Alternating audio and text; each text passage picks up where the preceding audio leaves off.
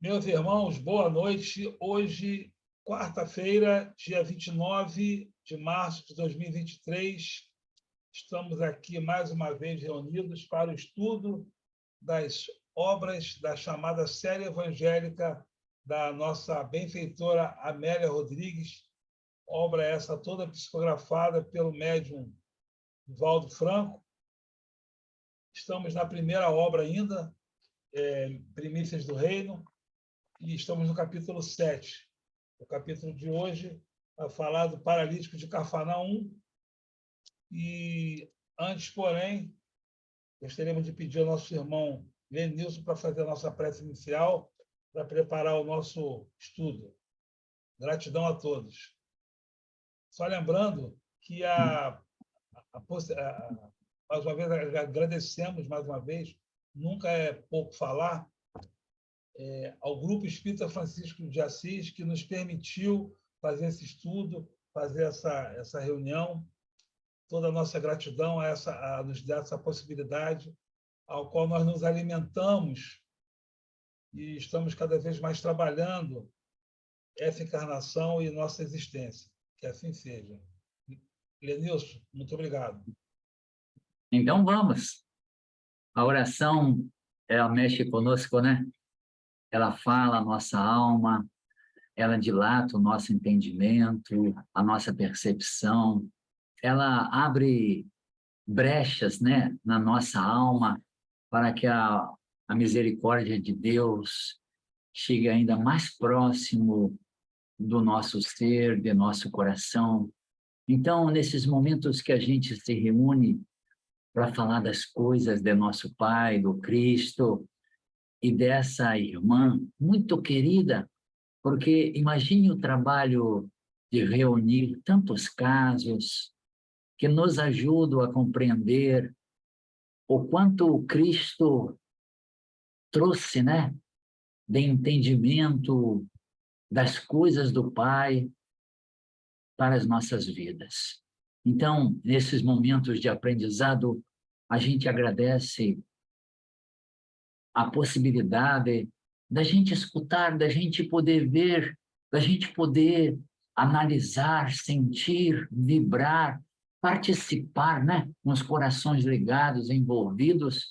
E isso é motivo de muita gratidão, Senhor. Que tuas bênçãos possam abençoar o nosso irmão que coordena, né, esse trabalho, porque isso traz luz, muita luz, no entendimento para cada um de nós. Que tuas bênçãos possam visitar cada lar que se conecta nesse instante, para esses momentos, Senhor, que fazem toda a diferença em nosso ser. Então, que possamos, com as tuas bênçãos, iniciar esse momento de aprendizado. Ser conosco e que assim seja. Gratidão, Lenilson. Muito obrigado pelas palavras, pela prece. Como nós dissemos anteriormente, vamos iniciar hoje o capítulo 7, o paralítico de Cafarnaum. É uma lição muito importante para todos nós. Vou compartilhar a tela aqui.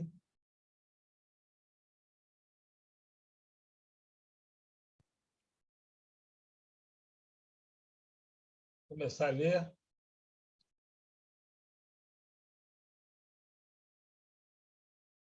Vamos lá. O paralítico de Cafarnaum, capítulo 7, livro Primícias do Reino. A cidadezinha repousava no lado setentrional do lago de Genezaré. Em derredor, cômoros se estendiam, prens de olivais verdejantes,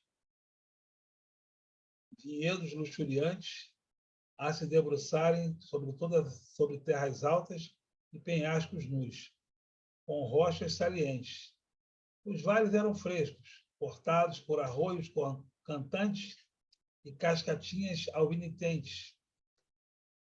Suas praias, suas águas viscosas é que são com muitos peixes, tá, gente? Vou acessar aqui o Aurélio aqui. Eram disputadas pelos pescadores, As redes demoravam-se abertas ao sol, sombreando as pedras lapidadas pelo atrito das vagas e nas areias. Figueiras velhas e tamareiras abriam os braços e leques balouçantes. Cafarnaum era um poema de ternura, com seu casario baixo, esparramado entre árvores frondosas, marcheteadas por trepadeiras de miúdas flores coloridas. Ele amava aquela cidade, ele, Jesus, né? E escolhera para o seu mistério de amor. Maio desatava os raios ardentes do sol e o arvoredo parecia de pedra, sem os meneios ondulatórios que os ventos lhe impõem. Só um pouquinho que está travando aqui, tá? Devagarzinho. Desde a véspera, a noite correra de boca em boca, atraindo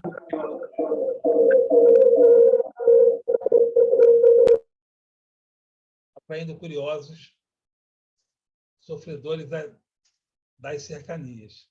Quer dizer, Jesus estava passando por ali, e aí começou o boca a boca ali. Embora impusesse silêncio ao leproso que curara e rogasse à sogra de Simão nada dizer do que lhe acontecera, o silêncio era quase impossível. Vocês imaginem alguém ter lepra e Jesus curar, e ele não poder falar para ninguém. Impossível. E a sogra de Pedro também, né, que estava doente, foi a chamada primeira cura pública do Cristo. Imagina a pessoa ser curada e não poder falar para ninguém com o pedido do Cristo. Eu acho que eles não obedeceram. Os olhos da necessidade, do sofrimento, espiam as penumbras, as mais débeis flamas da esperança e atiram os aflitos na sua direção. Doava o seu amor àquelas populações ribeirinhas com estremecimentos, pois que ali também reencontrava o amor nos corações simples e ingênuos das gentes. Chegara o momento de o pastor levantar-se para conduzir o rebanho imenso, vencer rudes tratos de terra, ásperos caminhos e transpor abismos. Era o prelúdio da mensagem e o início de suas dores. As atividades foram febricitantes e variadas. As queixas e dores da multidão encheram o ar de miasmas afligentes, embora o número de sarados, estes anunciavam em alegria a saúde recuperada e novos magotes chegavam em desalinho a mercadejar as misérias em que se refugiavam. Então, vocês vejam bem aqui que antes de Jesus fazer a cura do nosso irmão lá, do paralítico, ele fez muitas curas naquele dia. E é interessante que a Amélia coloca aqui dos miasmas. Então, ela coloca aqui: as queixas e dores da multidão encheram o ar de miasmas afligentes. Então, a vibração, a reclamação, né, todo aquele sofrimento deles, estavam espalhando miasmas. A face do Rabi, serena, estava sulcada, e o ar pesado na sala, sem ventilação, abafava. O tumulto não cessava, e os apelos e imprecações redobravam em todas as bocas. Então, Jesus aqui, essa sala fechada que Jesus estava, era na casa de Pedro. De pé à porta, Simão deixa-se arrastar por invisível felicidade. Atrás, no quintal do lar, que se alongava até a praia, estava um mar que ele muito amava. É interessante que Haroldo foi lá na casa de Pedro, onde foi a casa de Pedro, e a gente acha que é uma casa grande, é muito pequena. É do tamanho lá, vamos ter uma ideia aqui, mais ou menos ali daquele espaço da Abrap ali atrás do Jeff ali. Um pouco maior. É muito pequeno o espaço. À frente, no meio da multidão, ele estava curando e consolando as aflições da terra, como embaixador dos céus. E intimamente agradecia a Deus por ter sido escolhida a sua casa, ter sido chamado a seu rebanho, ao seu rebanho. Isso Pedro, né? As horas escoaram-se sem que disso se apercebesse. As emoções eram tantas e de tão difícil explicação que deixava-se arrastar docilmente entre os jogos de dor e da alegria que presenciava. Esgares se transformavam em sorrisos, lágrimas em cânticos, feridas purulentas em tecidos lavados. Ante a imposição de suas mãos, ou a vibração da sua voz, ou a luz de seus olhos. Em Israel, jamais se presenciara acontecimento parecido. Os espíritos imundos fugiam e a dor perdia a voz ante a ordem dele. Os olhos de Simão faiscantes se encontraram com os olhos dele. Teve por momentos a impressão que ele lhe pedia auxílio. A face parecia transparente e o cansaço que lhe estampava no rosto suarento e sofrido. Esse aqui é Jesus curando num lugar fechado, cheio de miasmas, e já estava ali com sinais de cansaço.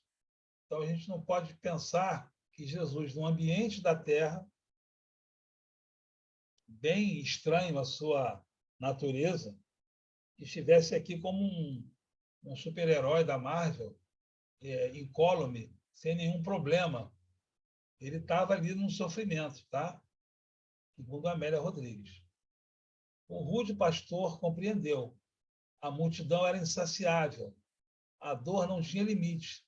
Fazia-se mistério ajudá-lo e retirando-o dali. Rompeu a massa e gritou: o mestre está fadigado. Tomou-o pelo braço carinhosamente, com ternura, e o conduziu à praia. As estrelas começavam a rutilar no firmamento vencido pelo crepúsculo que deixava além das montanhas do outro lado do lago uma fímbria de ouro iriante. Lufadas de vento morno chegavam à crista das vagas e alvas rendas de espumas despedaçavam-se nas praias sequiosas dos beijos das águas. O rabi sentou-se sobre as raízes altas da velha árvore que abria os braços em direção do lago, e em silêncio perdeu-se em meditação. Quero lembrar aqui, senhores, que nesse momento aqui, Jesus já curou o paralítico. Ela não fala do momento da cura. Isso está bem descrito no Boa Nova. Mas aqui ela não fala o momento da cura, tá? Ela fala depois. Então, aqui já estava no final do dia, Jesus já tinha curado, feito uma série de intervenções espirituais nas pessoas, e aqui ele já estava muito cansado. Simão, como um amigo fiel, sentou-se ao lado e pôs-se a contemplar o rosto pálido, exaurido. Os cabelos de cor âmbar, encaracolados, esvoaçavam em desalinho entre os pentes do vento, e os dois olhos pareciam profundos e misteriosos, como o seio das águas, a que ele se acostumava desde cedo. Como era belo o rabi, pensava Simão, possuindo uma beleza como os seus olhos jamais viram igual. Havia nele qualquer coisa que o faziam diferente de todos os homens. Agora, uma certa descrição da aparência do Cristo. Magro e bem constituído, não chegava a ser um atleta, mas não era também franzino, nem tíbio. Era dono de força grandiosa e de majestade invulgar. Simples e bom, era sábio e humilde, profundo conhecedor das misérias humanas. Procurava os oprimidos e sofredores para aliviá-los. Falava pouco e dizia muito, em palavras que todos pronunciavam, mas que ninguém pronunciava como ele. Havia, no entanto, naquele homem, simples e puro, portador de vulgar beleza de corpo e espírito, tons de profunda melancolia. Simão perdeu-se em meditação também. Somente à noite falava e acompanhando as vozes da natureza. Inesperadamente, como se chegasse de muito longe, Simão voltou a fitá-lo. E só então percebeu os olhos grandes e claros do rabi estavam imersos em lágrimas. Com o coração desatrelado e em desassossego íntimo que dele se apossou, inquiriu ansioso. Rabi, estás chorando? De felicidade, suponho, em se considerando os eventos felizes deste dia, não é verdade? A interrogação continuou no ar, na noite murmurante. A velha árvore, sacudia os ramos e a voz do lago fazia um cantochão especial com ondas arquejantes nas praias imensas. Choro, Simão, respondeu pausadamente. Choro, sim, de tristeza, compadecido. Mas, mestre, não compreendo. Hoje te expusestes aos fariseus astutos e solertes, aos escribas ambiciosos e falsos, que vieram espreitar a malta dos traidores, e à vista de todos perdoaste pecados e curaste, silenciando-os com sabedoria e elevação. E choras, quer dizer, no olhar de Simão, aquilo tudo era um campo de vitória. Era um campo assim, a gente hoje saiu vitorioso aqui. A gente mostrou para eles, né, que somos superiores, né, na visão dele. Sim, pois que não me compreendeis, tu e eles. Certamente que não espero ser entendido. Tenha, no entanto, piedade deles, os desacisados e os lamento. E aí vai falar agora do homem que foi curado, do paralítico, que desceu na maca com cordas pelo telhado da casa de Simão Pedro. Natanael ben Elias, numa estalagem. Aí ele já está curado já, né? Na cidade, numa estalagem na cidade, exultava entre bilhas de vinho capitoso e amigos truculentos. Aconteceu-me um prodígio na minha desdita, comentava com alacridade, bem feliz. Né? Fala-nos, conta-nos o que te aconteceu, pois que duvidamos do que nos narraram. Eles já tinham falado para eles antes. Exclamaram diversos a uma só voz. Sucedeu-me tão repentinamente, prosseguiu, que me encontro ainda atordoado. Como todos sabem, enxugou o suor no rosto alterado pela emoção. Desde há muito tempo, a paralisia e as febres me rondavam o corpo, terminando por imobilizar-me em total prisão, num leito infecto e detestável, impedindo-me qualquer movimento. Transformaram-me num réprobo repulsivo. Esquecido no meu catre, até há pouco era vítima de extrema miséria física e moral. Aguardava a morte que tardava como uma libertadora. Ouvi falar dele, do Cristo, né? E chorava por conhecê-lo. Secreta intuição informava-me que ele poderia curar-me. Hoje, sabendo-o aqui, em Cafarnaum, pedi a amigos que me conduzissem à sua presença. E estes, carregando o grabato onde eu expungia minhas amargas penas, aquela maca dele, né? Levaram-me à casa onde eles se encontravam. A multidão era tão compacta que não me puderam levar pela porta. Em derredor, o alarido, o desespero e as altercações compunham cenas lamentáveis e dolorosas. Ante a aflição que se desenhava na minha face descarnada e o desespero que me dominou, um dos amigos alvitrou, sugeriu, né, erguer-me ao terraço e descer-me pelo teto à sala onde ele estava. E assim o fizeram. Subiram os degraus laterais da vivenda de Simão, o pescador, e arrebataram os adobes, rasgando nervosamente as esteiras e ramos de palmeiras, onde, entre uma e outra trave de segurança, até conseguirem uma abertura suficiente para passar minha enxerga, descendo-me por ela, atado a cordas até ele. Quer dizer, estragaram o telhado de Simão, né? Estragaram, né? Só para constar aqui. A sala, apinhada, abriu pequeno espaço, e, como se ele me esperasse, fitou-me demoradamente em silêncio, examinando a minha ruína orgânica. Descerrou os lábios e falou: Natanael ben Elias, crês que eu te posso curar? A voz era aveludada e forte, meiga, no entanto, firme. Sim, respondi-lhe, creio-o. Um estremecimento sacudiu-me. Houve um grande silêncio e mesmo o calor pareceu diminuir. Senhor, exclamei, como sabes o meu nome? Conheces-me? Sim, eu te conheço, Natanael, desde ontem. Sou o bom pastor e, em razão disso, conheço nominalmente todas as ovelhas que o Pai me confiou. Não compreendi, confesso, o que ele disse sobre o desde ontem, né? Porque para Natanael, o ontem era ontem, né?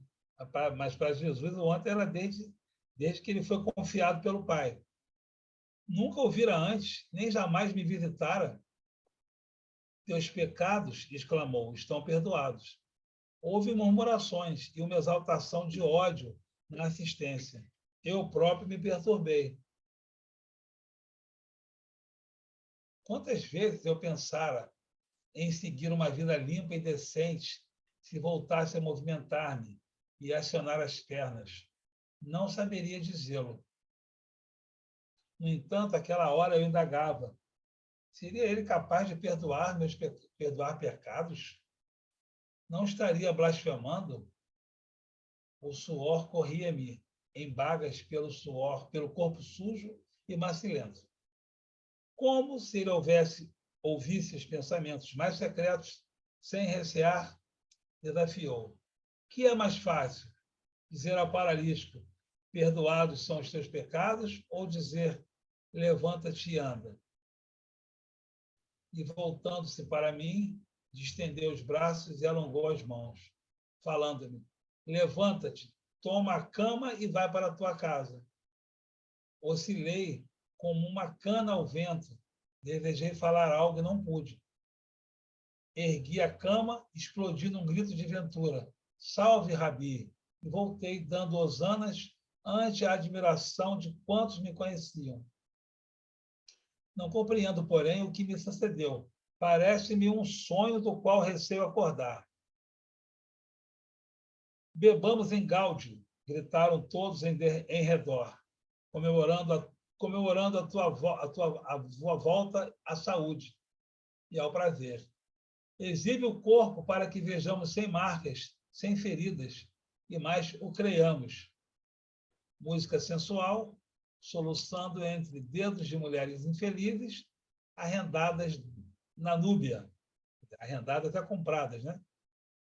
E outras terras para o comércio carnal, a empunharem instrumentos de cordas e adufes, enchendo a sala ampla que exalava odores exóticos. Lá fora, a noite espiava a terra pela visão das estrelas. Volta Jesus com Pedro. Por que dizes que não te compreendemos, Rabi? Estamos todos tão felizes. Simão, neste momento, enquanto consideras o reino de Deus pelo que viste, Natanael, com alegria infantil, comenta o acontecimento entre amigos embriagados e mulheres infelizes. Outros que recobraram o ânimo ou recuperaram a voz, entre exclamações de contentamento, precipitam-se nos despenhadeiros da insensatez, acarretando novos desequilíbrios, desta vez irreversíveis. Olha isso. Não crês que a boa nova traga alegrias superficiais, dessas que o desencanto e o sofrimento facilmente afagam. O Filho do Homem, por isso mesmo, não é um remendão irresponsável que, sobre tecidos velhos e gastos, costura pedaços novos, danificando mais a parte rasgada com um dilaceramento maior. Seria um desastre depositar em vasilhas imundas e velhas o vinho novo e capitoso, que fermentaria com precipitação. A mensagem do reino, mais do que uma promessa para o futuro, é uma realidade para o presente. Penetra o íntimo e dignifica, desvelando os painéis da vida em deslumbrantes cores. Eu sei, porém, que me não podeis entender, tu e eles, por enquanto. E assim será por algum tempo. Mais tarde, quando a dor produzir amadurecimento maior nos espíritos, eu enviarei alguém em meu nome para dar prosseguimento ao serviço de iluminação de consciências. As sepulturas quebrarão o silêncio em que se guardam e vozes em toda parte clamarão, lecionando esperanças sobre os auspícios de mil consolações. O mestre silenciou por um momento. Os olhos do velho pescador, faiscantes, expressavam as emoções que lhe cantavam no âmago do ser. O ar leve perpassava entre as folhas do arvoredo, enquanto a pré-mar predizia uma grande parada na pulsação da natureza. E quando o Consolador chegar, interrogou o discípulo emocionado, os homens receberão compreensivelmente? Não, Simão, respondeu Jesus, não a princípio. Os métodos eficazes para curar e disciplinar são severos, e por isso mesmo indesejados. No entanto, esse enviado ficará indefinidamente ao lado da humanidade, ajudará sem cansaço e lentamente elaborará a era da paz e da alegria sem jaça. Removerá os velhos óbices, promoverá a reestruturação social, a base do amor que então invadirá todos os departamentos da vida, inaugurando sentimentos de solidariedade em todos os corações. A face do mestre se transfigurara.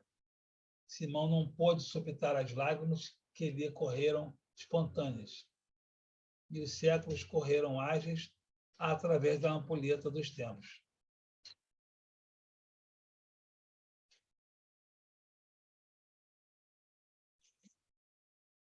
Muito bem, senhoras e senhores. Estamos aqui com uma grande lição do Evangelho, uma absurda lição. Eu gostaria que vocês falassem alguma coisa, depois eu falo. Se vocês Ô, quiserem Jode, falar. Denise, Pois não, irmã? deixa eu tirar uma dúvida aqui. Nessa primeira parte, miséria paralítico, peraí, é que eu anotei aqui.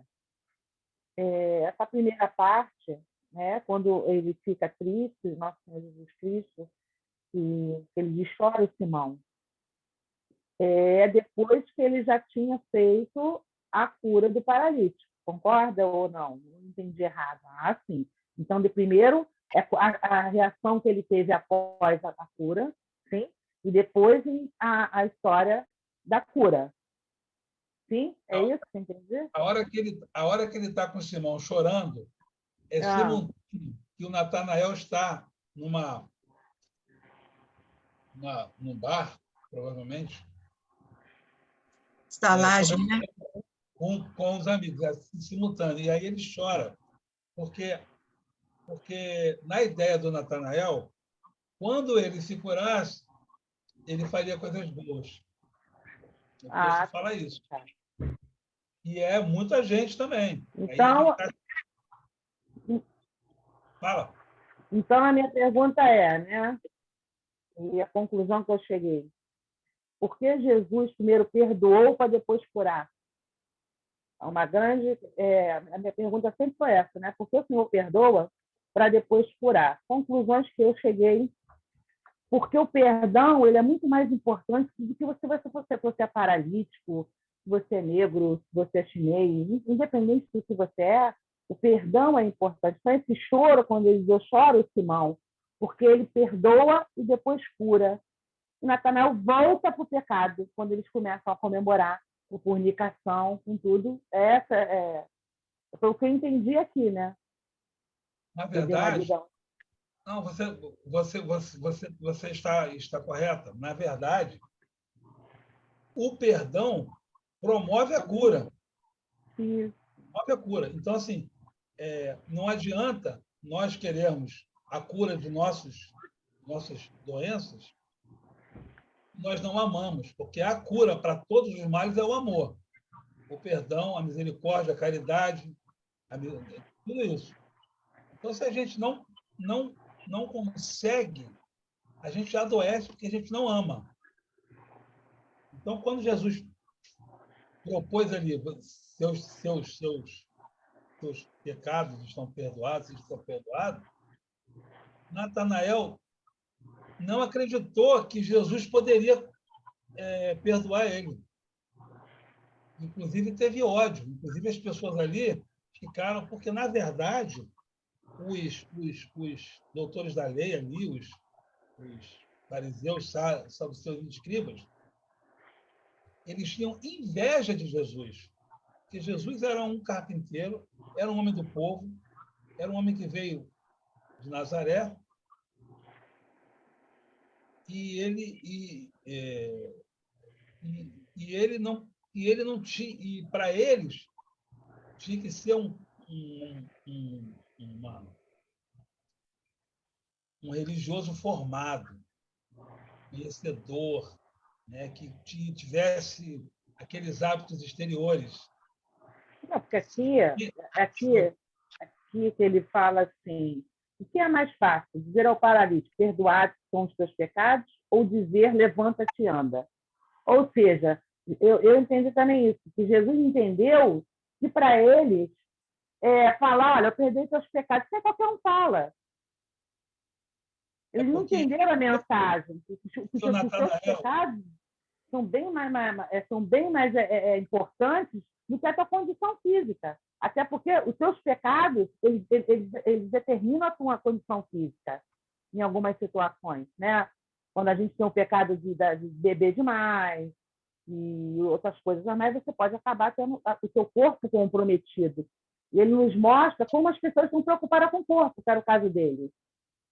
Perdoa meus pecados, né? Porque eu queria, porque se eu fosse na cabeça dele, que ele disse, se eu fosse um homem que eu andasse, eu faria coisas boas. E quando ele volta a andar, ele não faz coisas boas. Dá a entender que ele volta a beber e continua num prostíbulo, né? Como a nossa amiga Alessandra falou, uma casa, não sabe como é que se chamava isso, né? Uma taberna. Uma taberna, né? Onde se bebe, todo mundo se prostitui. Estalagem, e ele estava feliz. Isso, ele estava feliz ali, né? Porque talvez ele achou que perdoar os pecados não era demais. Na verdade, Denise, o que acontece? Eu estou compartilhando o texto aqui. Quando Jesus falou, seus pecados estão perdoados, ele não acreditou que Jesus poderia perdoar os pecados dele. Como se ele ouvisse os pensamentos mais secretos, imediatamente ele foi lá e falou, que é mais fácil dizer ao paralítico, perdoados são seus pecados, ou dizer, levanta-te e anda? Então, ele deu a proposta para o próprio Natanael. E aí, Natanael pôde, não acreditando que Jesus era, ele só queria a cura, mais nada. Então, eu trago sempre para nós que essas lições do Evangelho são assim uma lição para nós, para a nossa história, nossa jornada espiritual. A gente quer ser curado para quê? Para continuar com as mesmas atitudes, com os mesmos pensamentos, com o mesmo vício? É o que você falou aí. Ele voltou voltou para as mesmas atividades que ele fazia antes. Então, aqui ele estava falando o seguinte, olha o pensamento do Natanael. Quantas vezes eu pensei eu pensara a seguir uma vida limpa. Uma vida limpa e decente se voltasse a movimentar-me. Espera aí, só um pouquinho. Tá aparecendo umas coisas aqui para mim. Espera aí.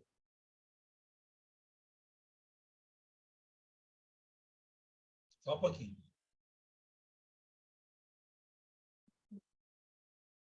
Quantas vezes eu pensara em seguir uma vida limpa e decente se voltasse a movimentar-me e acionar as pernas? Quer dizer, ele não tinha uma vida limpa e decente. Então, na cabeça dele, na ilusão dele, se ele voltasse a andar, ele teria uma vida limpa e decente.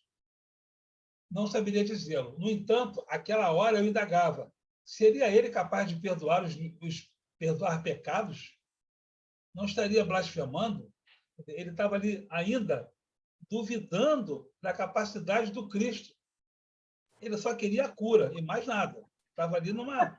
Porque se Jesus não perdoa os pecados dele, ele não seria um novo homem. A finalidade é ser um homem, a renovação íntima. Ele não seria um novo homem. Ele poderia só ser curado, mas o homem velho continuaria ali. Quer dizer, ele é perdoado, é curado, e ele mesmo sozinho retorna a ser um homem velho. O choro que eu vejo de Jesus é essa tristeza, porque eles não entenderam que quando nós perdoamos o pecado, nós estamos, a evolução, né, do ser humano, ele entender que os pecados dele, que agora sim ele é um novo homem, e ele caminhar, ele poderia ser um novo homem também, paralítico, que não interferiria em nada. Mas se ele só cura ele, esse homem novo não nasceria. A necessidade de nós perdoarmos os pecados, nós somos perdoados, e nós também temos que perdoar as pessoas também, né? A reforma íntima. Saber que nós temos que perdoar também, que o perdão é muito importante. Né? Nós não perdoar os pecados do outro, mas perdoar o que as pessoas fazem de ruim conosco. O perdão é fundamental. Não é? Eu diria que é fundamental, porque a gente está aqui, nessa situação, encarnado, com os nossos, no mundo de provas e expiações, que a gente não perdoa, a gente não ama. E mais, a gente não sente o amor de Deus. A gente não se empodera, vamos dizer assim, não se sente amado por Deus na sua plenitude. Tanto que, no olhar de encarnados, o Natanael não merecia ser curado. Mas Jesus tem uma misericórdia que a gente não alcança. Então, Jesus promove curas para ver se a gente consegue fazer um upgrade no nosso sistema operacional, comparando com o computador, a gente consegue ir. Ou vou dar uma aliviada aí nesse espírito aí, ver se ele consegue ir. Aí tira espírito obsessor, cura leproso, cura a sogra de Pedro, vai curando, vai curando. A hemorroíça bota a mão nas vestes de Jesus e ela se cura. Então, ele consegue restaurar a vida a quem estava em estado de catalepsia, né? Filha de Jairo, né? E então, assim, a gente tem as ferramentas, o conhecimento, e hoje, 29 de março de 2023, século XXI, nós temos um conhecimento muito grande, que a gente deve ser curado para avançarmos. E não deve ser curado para cometer os mesmos delitos, ser os mesmos trânsfugas da lei. Essa é o nosso desafio. Uma comparação muito clara é quando a gente faz uma transfusão de algum órgão e fala assim, fulano, o corpo rejeitou aquele órgão. Pode ser por rejeição mesmo, ou pode ser que o perispírito não está preparado, não está para receber aquele órgão novo, para que a pessoa tenha mais uma sobrevida. Sobrevida é para ficar encarnado apenas, para viver até os 120 anos? Não. é para ele ter novas oportunidades de evoluir, as condições necessárias no atual estágio do planeta para evoluir também é pela reencarnação. Então, a encarnação aqui é que é o jogo, é que é o campo que a gente deve trabalhar. E aqui Jesus faz menção faz duas comparações, que ele falando com Pedro, ele fala que o Filho do Homem não veio botar um pano velho, um pano novo, costurar um pano novo numa roupa velha, ou colocar vinho novo capitoso em algum tipo de reservatório, né? De couro, que era na época, bebia o vinho, não era na garrafa de vidro, era aquele couro assim, porque aquilo podia se romper, numa clara alusão ao quê? Se nós estamos recebendo uma oportunidade nova, o espírito tem que estar renovado, igual a Paulo do vaso. Ah, Paulo é privilegiado? Não, ele estava preparado, ele é o vaso escolhido, que ele estava preparado. Então, não adianta Jesus botar aqui um pano novo, costurar um pano novo em mim, nesse exemplo, que se eu não estou em condições vai rasgar. Não adianta ele me dar um vinho novo e capitoso, que se eu não sou um reservatório, que eu esteja em condições de receber esse vinho novo, o reservatório vai rasgar e vai romper e aquilo vai se perder. Essa é a comparação que ele faz, né? A alegoria que ele faz. Então, é isso. Alguém mais quer comentar? O Denise quer continuar a falar? Alguém mais quer fazer um comentário? Dá uma boa noite para o nosso irmão Lindomar, que chegou aí. Tudo bom, Boa Lindomar? noite a todos, tá?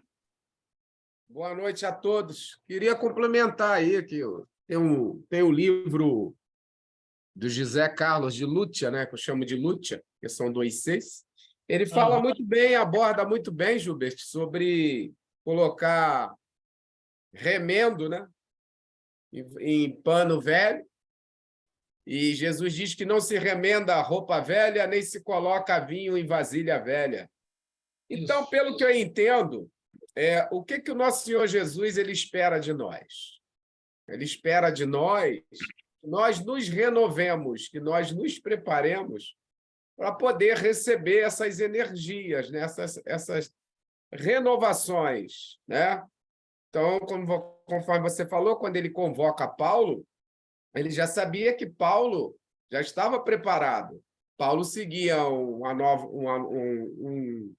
uma outra metodologia, mas Jesus sabia que se encaixasse o evangelho ali, mudasse o foco, ele ia deslanchar. Foi o que você falou. E ele deslanchou. Então, o que ele espera de nós? Ele espera de nós, é o que eu falo, eu acabei de vir do outro estudo, a gente já está terminando o evangelho, nós estamos lá no capítulo final lá sobre as preces, coletâneas de prece, e nós sabemos que a prece ela é uma renovação de energia, ela cura, ela traz uma renovação para nós em espírito. Ela traz, digamos assim, benefícios que a gente nem imaginava. Porque quando nós fazemos uma prece, ela traz uma força, não é? Às vezes a gente está tão embaraçado, ela traz essa força, ela vai e nos move. Então foi isso que Jesus fez. Ele veio à Terra para fazer que a gente se movesse. Gente, vamos se mover. Porque não adianta, foi o que você falou, eu vou botar o vinho em vasilha velha, vai estourar. Aí, quando você remenda uma roupa nova com uma roupa velha, a roupa velha não aguenta. E assim também é o espírito. Nós, em espírito, nós temos que mudar as nossas atitudes, né? Se nós não mudarmos as nossas atitudes, eu falo que é o pensamento, o sentimento, a inteligência e a vontade. Aí tem o amor, que eu elegi para a minha vida essas cinco matrizes. Se não tiver isso, a gente não vai se mover, a gente vai ficar estacionado, não é? vai ficar estacionado no conhecimento, no sentimento, o que vai acontecer? Vamos nos tornar pessoas egoístas. A dor do outro não vai me atingir, a falta do outro não vai me atingir, o desemprego do outro, o sofrimento do outro. Não, eu já atingi aqui a minha vida, eu já tenho meu conforto, eu trabalhei, eu fiz tudo, e aí? E é aquele ditado que eu vou fechar aqui agora. Eu não faço mal, mas também não faço bem, né? Tem esse ditado, né? Entendeu? Tem esse ditado. Então, quer dizer, então, a visão que eu tenho do nosso Senhor Jesus Cristo é essa. Veio para capacitar mesmo a humanidade. Eu falo, daqui para frente, vamos lá, vamos botar a mão na charrua aí, vamos trabalhar. Né? Porque trabalhar, porque o ministério de Jesus ele é feito por méritos, ele não é feito por privilégios. E desconstruir isso na gente, desses privilégios que foram dados, e até hoje nós vemos, não cabe aqui a gente comentar sobre os privilégios que alguns irmãos nossos têm, que isso que mais tarde, né, como você fala, né, você vai aumentando a conta, né, vai se comprometendo ainda mais com a lei, aí nós vamos continuar vivendo, Gilbert e meus irmãos, de misericórdia. Então, foi isso que Jesus ele veio trazer para a gente. Vamos sair da misericórdia e vamos botar a mão na charrua. Né? Claro que existe a misericórdia de Deus, em último caso. Mas se eu já sei fazer, se eu já sei promover o bem, vamos promover. É a minha contribuição de hoje. Muito obrigado. Porque a misericórdia ela já está intrínseca no processo evolutivo do planeta. O fato de estarmos aqui encarnados num planeta de provas e expiações é uma misericórdia. Expiação é uma misericórdia porque é uma oportunidade que temos de quitar os nossos débitos. Então, não há uma separação de misericórdia e outra coisa. A misericórdia ela já está no processo evolutivo e, graças à misericórdia do Pai, a gente consegue estar aqui hoje falando sobre isso, porque as nossas dívidas são muito grandiosas, são muito grandes. Se deixasse por nós, se a lei do Pai permitisse, nós voltaríamos. Retrogrados, se a gente pudesse. Mas graças a Deus, a misericórdia, a gente só estaciona. E uma outra coisa que você falou, já vou dar a palavra para a Alessandra, é o seguinte: a gente está aqui nessa encarnação, com essa identidade que a gente está aqui hoje, conhecendo, professando o Evangelho. O tal do Consolador que Jesus falou com Pedro lá atrás é o que estamos vivendo hoje. É o tal do Consolador. Então, a gente tem livros, palestra, reunião, prece, passe, água, culto no lar, a misericórdia, um planeta que, apesar de o mal ainda peia, mas a gente tem milhões de oportunidades, infinitas possibilidades de evoluir.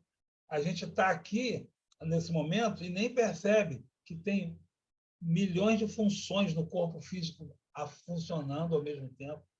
Na natureza, a pressão atmosférica, se qualquer coisa se mexer um pouquinho, se a Terra andar um pouco mais lento, se tudo que acontece aqui automaticamente, que é o amor de Deus, for desandar o nosso corpo, a gente para, a gente para. Então, a encarnação é uma oportunidade de evolução.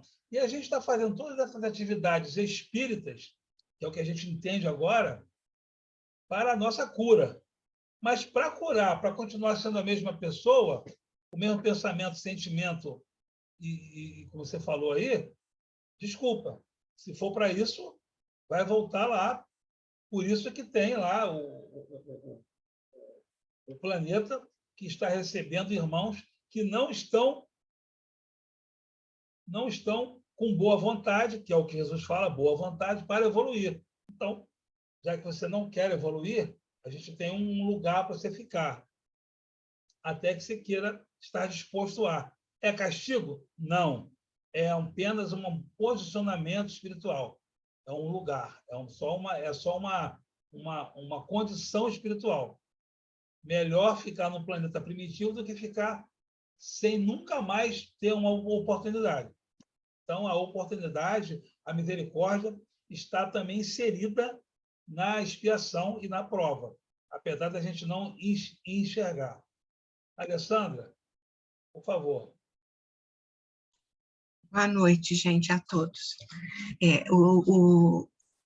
Acho que tem muitas partes aí que a gente analisa, né? Então, a situação em que Jesus, na casa de Pedro, as pessoas sofridas, né? Por várias situações, então ele fala dos miasmas que gera naquele ambiente, né? Então, isso tem muito a ver mesmo com as vibrações, né? A gente vibrar com a doença, vibrar com o problema, vibrar com a dificuldade, isso nos deixa mais ainda sedimentados ao chão, não nos eleva espiritualmente, né? Então, isso dificulta, por exemplo, um trabalho espiritual é dificultado pelos pensamentos de cada um de nós quando estão muito concentrados nos problemas. Então, aí é uma advertência também de Jesus pedindo que a gente vibre com o bem-estar, com a saúde, com a esperança, com o amor, com sentimentos melhores, até para nos promover uma cura, né? E nesse ambiente pesado, Jesus não se modificou em nada, não atrapalhou o Cristo no seu trabalho. E na sua elevação espiritual, né? Aí a gente lembra do Evangelho, né, Jobert, de todos os irmãos que estão ali estudando conosco, quando a gente já fez menção a isso, que Jesus, esse espírito que tem essenciado, né, que vive na quinta dimensão, ele opera as energias, ele sabe manipular, ele tem um conhecimento de manipular as leis naturais, todas as energias, sejam elas de qual for o conhecimento, química, física, ele tem a possibilidade da manipulação em favor de todos. Esse conhecimento, as duas asas, né, o amor e o conhecimento, ele tem esse poder. Então, o que nos parece milagre é a capacidade do Cristo de atender a todos nas suas dificuldades, manipulando as forças espirituais, né? E que ele um dia nos fala, vós podeis fazer o que eu faço e muito mais, quer dizer, no nosso aperfeiçoamento moral, na nossa dignidade espiritual conquistada, nós vamos ser capazes também de momentos tão lindos quanto este, né? Mas é preciso que a gente cresça espiritualmente, que a gente se doe espiritualmente nesse crescimento. E aí vem a pergunta, como crescer, né? Nós somos realmente invadidos pelos próprios pecados, que nós fizemos, ninguém fez por nós. Então, no próprio estudo também do Evangelho, a gente fala, o pai não pode bater na nossa porta, Deus, e falar, olha, meu filho, eu tirei os seus pecados. Se nós mesmos fizemos, nós temos que retificá-los. Nós temos que caminhar na direção que é do entendimento, é do amadurecimento nosso espiritual. Oh, meu Deus, eu errei nisso. Oh, meu Deus, que bom que eu entendi isso. Então, eu não vou agir assim. Esse entendimento é que promove o crescimento nosso espiritual na direção do Pai e exterminando os nossos pecados, entre aspas, as nossas faltas, nossos equívocos. E ninguém pode fazer isso por nós, a não ser nós mesmos. Então, olha só agora, o paralítico. Todos estavam ali com sofrimentos diversos, com doenças seríssimas. E Jesus, vendo aquele sofrimento, ele não quis se mostrar, ele não quis também mostrar para os doutores da lei que estavam ali, querendo ver o que ele fazia, o que ele não fazia, o poder dele, aonde ia. Ele não queria, ele não tem essa vaidade de dizer, vou mostrar agora que eu sou mesmo Rabi. Não era isso. O amor dele pelo sofrimento era tão grande que ele falou, ele imaginou, se eu os curar, eles têm a chance de se retificar. E quando ele vê o paralítico, ele não entrou pela porta, como nós estamos falando aqui, ele entrou pelo telhado. Agora, vamos analisar a cena. Um paralítico, já é difícil de você conduzi-lo mesmo na cama ou na cadeira. É difícil você conduzi-lo a um lugar repleto de pessoas, muito concentrado. E ele entra pelo telhado. Imagina o esforço de quem o ajudou para que ele entrasse pelo telhado e se pusesse no centro da sala. Então, Jesus avaliou o que aí? A vontade. Eu imagino, assim, se eu estiver errado em alguma análise, vocês, por favor, podem nos ajudar. Mas Jesus analisou a vontade. Meu Deus, olha a vontade desse homem. Ele podia desistir, falar, meu Deus, a sala está cheia, eu sou paralítico, não tem como eu chegar lá, eu fico aqui. Ele entrou pelo telhado na ajuda de alguns irmãos que seguraram as cordas para ele descer. Então, essa vontade é que Jesus avaliou. E Jesus, então, diz a ele, eu perdoo os teus pecados. Levanta e caminha. Ele falou as mesmas coisas, e eu te curo. E aí ele pergunta, como, né? O que é mais importante? Por quê? Porque Jesus, vamos dizer, o pecado é dele. Se ele veio paralítico, ele cometeu faltas em outras existências, em outras experiências dele, que a correção dessas faltas, também nós sabemos disso. Era necessária aquela experiência corpórea daquele jeitinho, embora muito doloroso. E isso não nos engrandece em nada saber disso, porque isso nos compromete com a dor do próximo. Se a gente vê uma dor dessa, mesmo sabendo que há motivo, tudo, mas nós temos que nos condoer e facilitar o máximo possível a sua existência. Ajudar no que for preciso, no que for possível. Mas Jesus entendeu o seguinte, diz para ele, o que será que é mais fácil? É eu perdoar os teus pecados ou eu te curar? Por quê? Porque uma coisa está atrelada à outra. Ele só poderia ser curado se ele retificasse os seus passos, corrigisse as suas falhas, que o levou àquela cama de dor.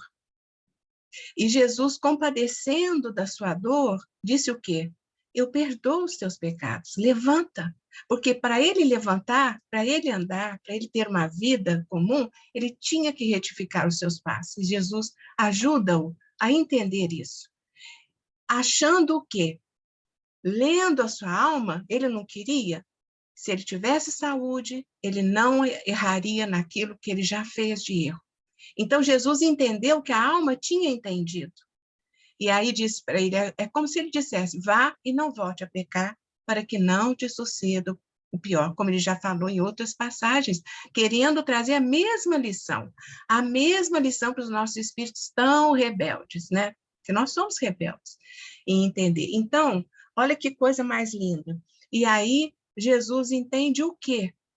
Quando ele levanta, mesmo ele diz, eu estou suarento, eu estou sujo, eu tô sem nenhum conforto, eu estou, né, numa cama deplorável. O que Jesus imaginou? Meu Deus, essa alma agradecida vai crescer na direção do Pai, vai trabalhar, vai tornar útil a sua vida e não vai mais entrar em antros, em locais, ter hábitos que o levou a essa desgraça. Ele ficou constrito a uma cama para não errar. Para não errar. E aí Jesus o liberta da cama para ele acertar. Mas o que ele faz? Jesus sabia de tudo, conhece as suas ovelhas, como o próprio texto diz, todas as ovelhas que lhe foram confiadas. Ele conhece a alma nossa, a nossa alma, ele lê a nossa alma. E aí Jesus chora, como em outras situações chora. E Jesus é fraco? Não. Jesus é amor puro. E aí ele vê o quê? Que, infelizmente, mesmo atenuando as nossas dores, aí vamos trazer para todos nós, mesmo atenuando as nossas dores, às vezes nós não queremos entender e voltamos a errar, porque o mundo atrai e nos trai. E foi o que fez com ele. Logo que ele se viu sem a cama, podendo fazer tudo o que ele queria, o que ele entendeu de saúde? É festejar com os amigos, é ir na estalagem, é beber, ter uma noite muito agradável. E essa noite agradável é a noite que o condena espiritualmente, que o endivida espiritualmente.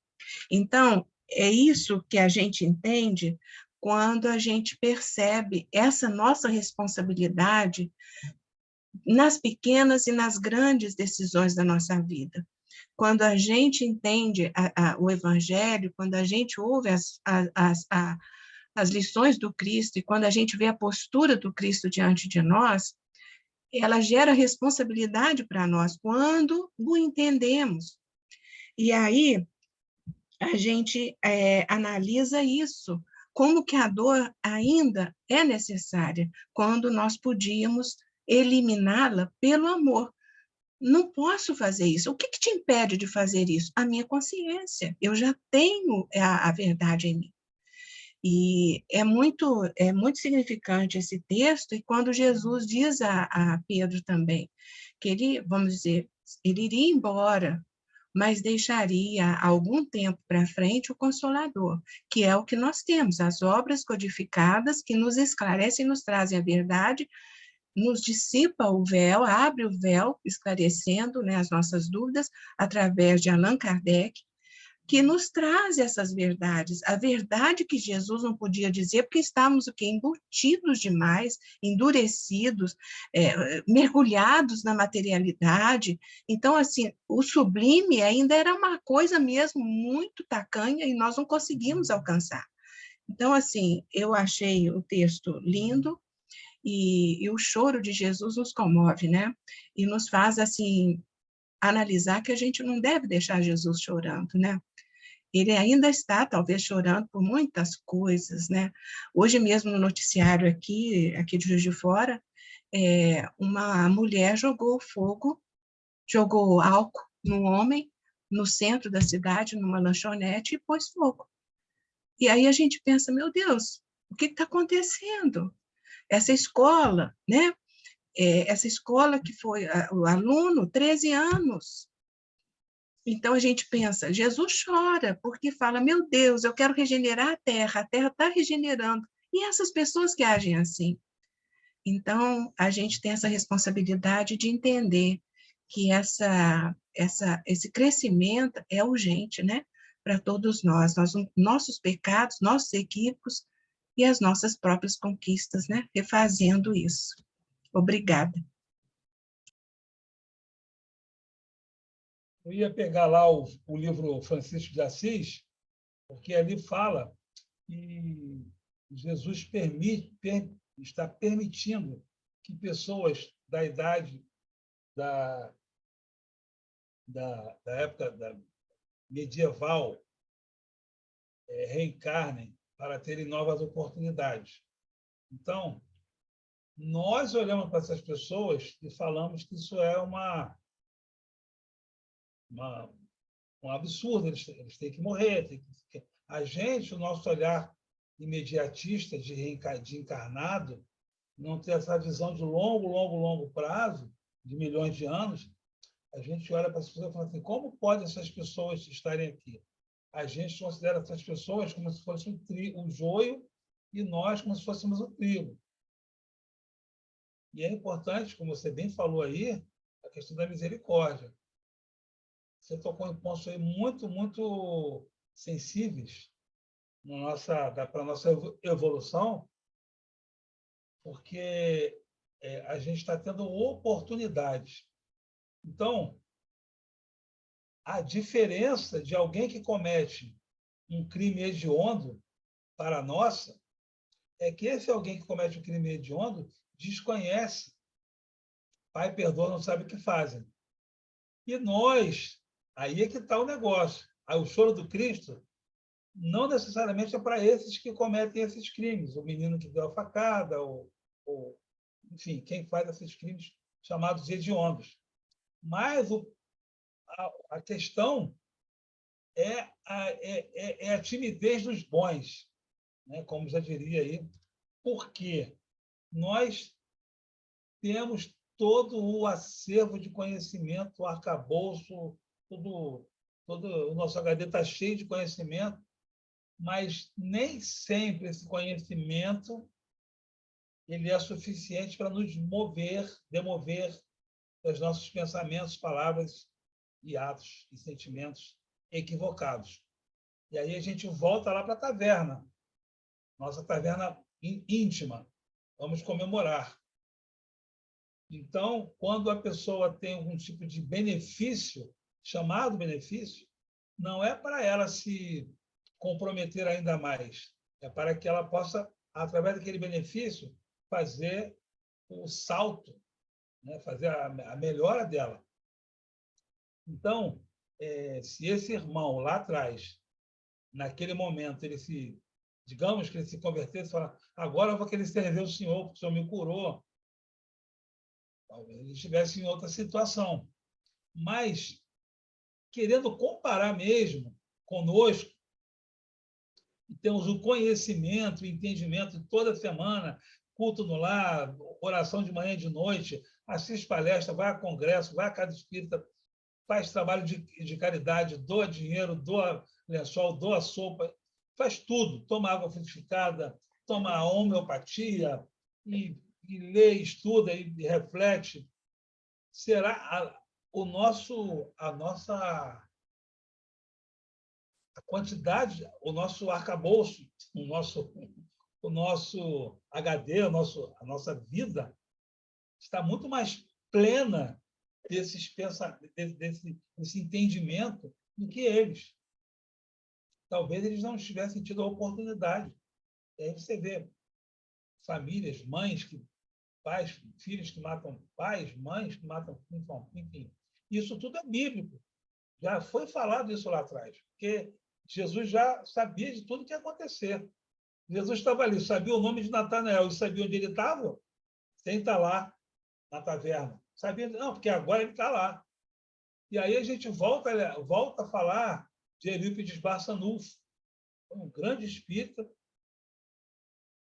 e que ele, na espiritualidade, ele encontra Jesus e fala, mestre, por que choras? É pelos maus? Não. A preocupação do Cristo nesse choro é para os que foram beneficiados, para os que têm entendimento, para que tenham conhecimento e assim não é suficiente para demover dos vícios, dos chamados pecados. Não é suficiente. Então a gente tem que como Jesus falou com o senador Públio, só os séculos. Então, será que para a gente é só os séculos também? A gente tem que fazer essa reflexão, né? Será que é só os séculos? Antes de terminar, alguém quer fazer algum comentário? Temos mais 5 minutinhos, por favor. Vamos colaborar aí. Acho que o Lenilson quer falar. O Lenilson está ali. Não, eu estou aqui escutando essas coisas todas que todo mundo está contribuindo, né? Eu gostaria, assim, de ligar a história do paralítico, porque na terça-feira, estudando o Evangelho lá no grupo, a gente estudou a passagem obediência e resignação. E olha como que o caso do paralítico nos ajuda, né, nessa conexão. Por quê? Se eu estou vivendo algumas coisas e não encontro solução para elas, né, a nível da medicina, olha como aqui, ouvindo essa história, poxa, o paralítico ele estava vivendo momentos que poderiam, né, ajudá-lo nas reflexões todas, e no futuro, quem sabe, ele não poderia ter uma encarnação normal. Nós também estamos nessa condição. A gente está, em algumas vezes, vivendo coisas que a gente não quer viver. Mas se resignar perante isso, ouvindo a história do paralítico, pode nos consolar, pode nos ajudar nesse entendimento para que a gente possa manter a calma, né? Essa reflexão nos ajuda a ter paciência conosco mesmo, com o que a vida está tentando nos transmitir. Então, essa história do paralítico é bem bacana para nos ajudar nesse entendimento, né, da obediência e da resignação nas coisas que a gente vive. Gratidão, Lenilson, porque, completando a sua fala, a doença não é porque, vamos dizer, a cura de algumas doenças, chamadas doenças que não têm incuráveis, não é porque a ciência ainda não descobriu, descobriu, mas escondeu, não quer dizer qual é o... Tem aquelas coisas, a cura do câncer já foi descoberta, mas não querem dizer porque, na realidade, é para o comércio de remédio, de medicação. Ok, tem todas essas variáveis aí, esses entendimentos, esses pensamentos, essas teorias, mas a doença ela existe porque a população do mundo está adoecida espiritualmente. E se não fosse, porque assim, tem gente que nem com remédio consegue ficar bom. Como é que explica isso? Porque cada um tem uma história espiritual. Tem gente que fala assim, poxa, mas fulano viveu até os 110 anos e ele bebia e fumava. Sim, está se comprometendo para a próxima. Já. Sim, ele está se comprometendo para a próxima. Poxa, mas fulano já nasceu doente? Sim, nasceu doente. Já veio comprometido. E aí, nesse intervalo entre o berço e o túmulo, que é o que a gente lembra, o que a gente está fazendo para contribuir para a próxima encarnação, para as próximas encarnações? Obediência. A gente está sendo obediente, está sendo resignado, como você falou aí. Será que a gente está sendo? As benesses que a gente está tendo acesso e os esclarecimentos, porque aqui a gente está tendo acesso a uma informação, entre aspas, privilegiada, porque nem todo mundo sabe disso. Só sabe que o paralítico desceu na casa de Simão Pedro e foi curado. Essa história de bastidores ninguém tem. A gente tem, porque a gente está aqui com o Consolador prometido. E aí, cada vez mais, Jesus, a espiritualidade, Deus vai nos dando mais material, mais material, mais material. E aí, para nós nos curarmos. E o que a gente vai fazer com essa cura? Porque, aparentemente, todos nós aqui temos nossas doenças, mas a gente está vivendo encarnado. A gente está aqui encarnado. A gente aqui, todos nós aqui já tivemos algum tipo de doença, mais comprometedora ou menos, e a gente voltou e, nossa, estou aqui de novo. Mas esses retornos que a gente tem, então para quê? Para que a gente tem? Aí você lembra do Chico Xavier, que falou assim, eu tenho 2 esposas, com as 2 doenças dele, que é como se fossem as companheiras dele, porque ele entendeu, maduro que a doença é uma ferramenta didática para a gente poder evoluir. É uma ferramenta, é uma coisa didática. Porque muitos de nós, se não tivéssemos as limitações que temos, cometeríamos coisas piores. Se fôssemos bilionários, talvez a gente cometesse os equívocos que os bilionários cometem. Será? E se fôssemos muito pobres, será que nós não nos revoltaríamos com Deus? Falando pobre de passar fome, de olhar para o filho e o filho pedir comida e você não ter. É esse nível de pobreza que eu estou falando. Será?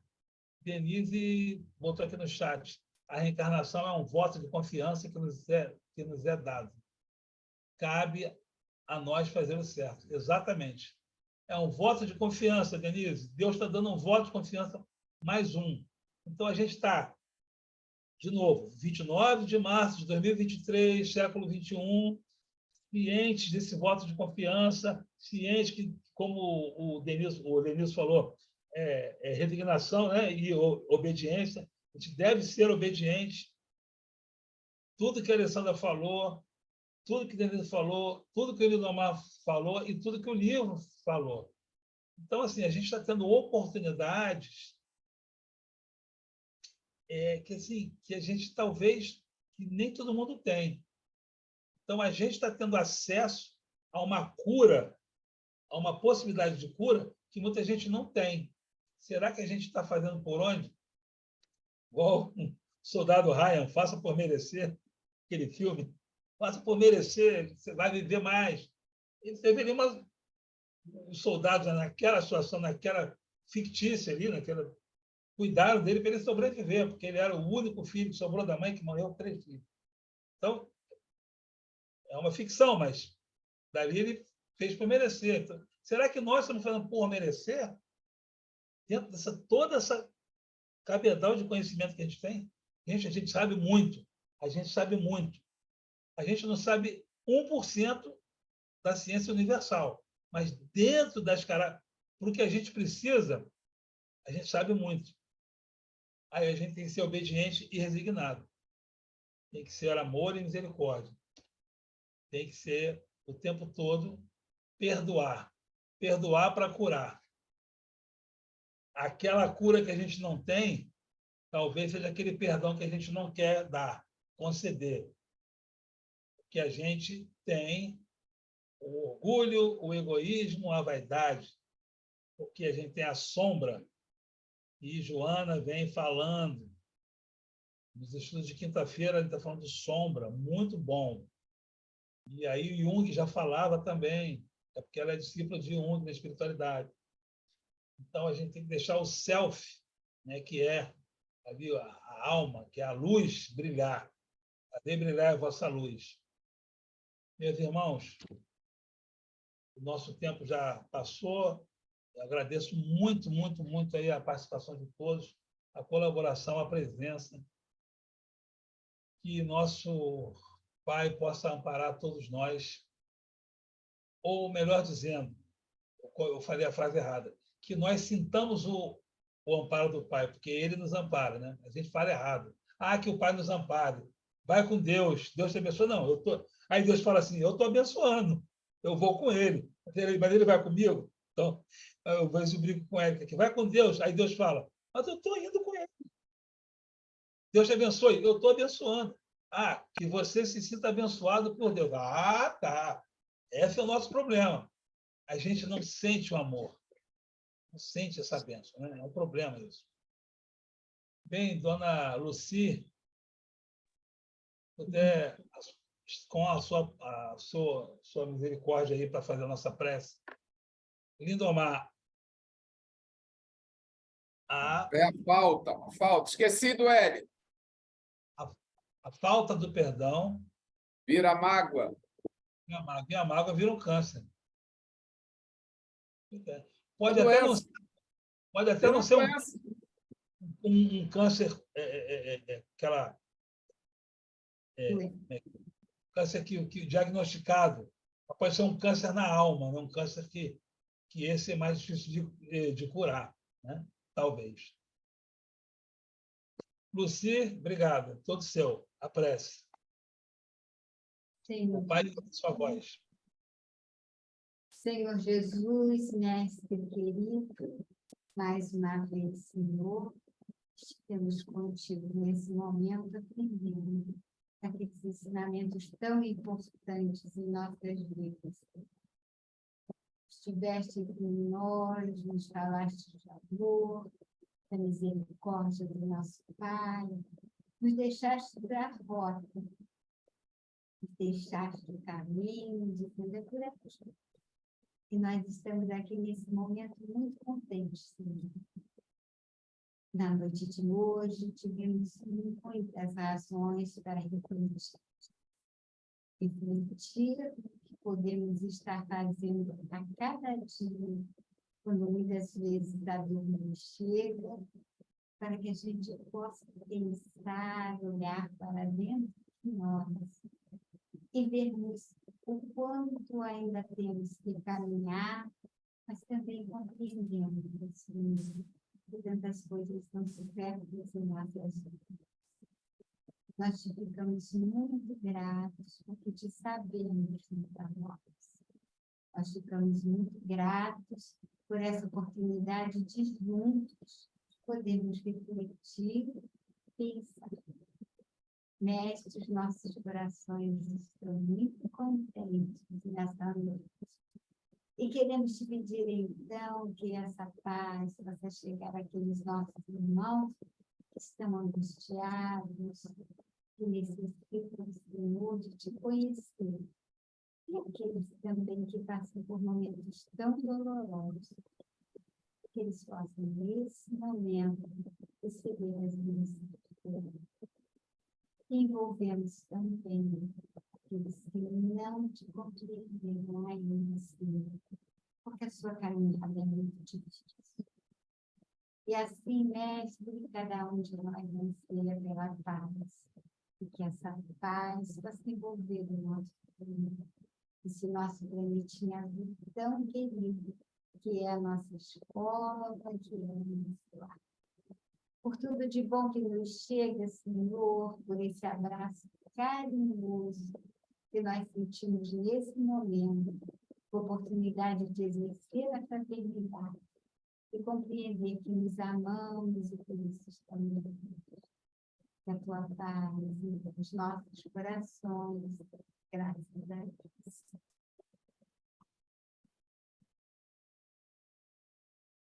Obrigado, boa noite. Amanhã tem Joana de Ângeles, domingo tem Opa! sábado tem evangelização. Quem puder, estamos juntos. Felicidade. Felicidade a todos. Noite. Muito obrigado pela Boa noite, noite. pela companhia. Domingo tem evangelho, né? Tem evangelho, 9h. Presencial com a gente. Tchau. Fiquem com Deus. Um Tá. grande Boa noite para A todos. paz. boa A noite. paz.